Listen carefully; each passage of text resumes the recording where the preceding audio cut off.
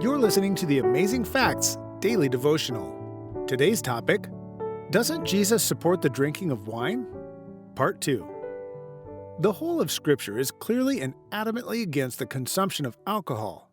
But human nature will look for any textual ambiguity as a loophole to justify drinking it.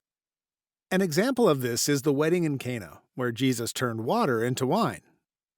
When the master of the feast had tasted the water that was made wine, he did not know where it came from.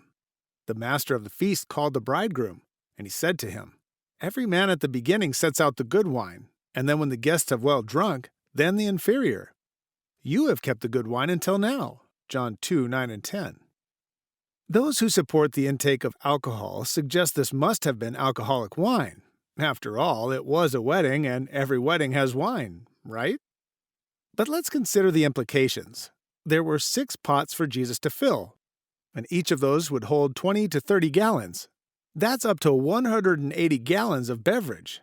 Are we to believe that Jesus made 180 gallons of a destructive drug, enough to get every guest drunk and launch this new marriage with slurring lips and staggering feet? Indeed, he would have been acting against his own word. The best conclusion is that Jesus made unfermented wine, and the governor of the feast complimented the groom on its pure quality. John 2:4, 6, and 10.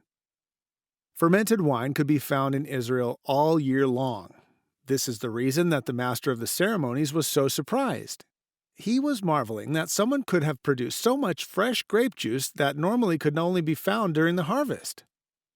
Although fermented and unfermented wines are translated from the same original word, the biblical context establishes that no alcoholic drink is approved by God. Jesus certainly wouldn't go contrary to the Old Testament, which forbade the use of fermented wine. See Proverbs 23:29 through 32. It is true that wine is approved for use in the Bible, but this is the pure juice of the grape without fermentation. Our key Bible text for today comes from John chapter 2 and verse 3.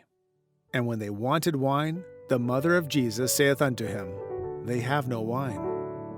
Thank you for listening to the Amazing Facts Daily Devotional.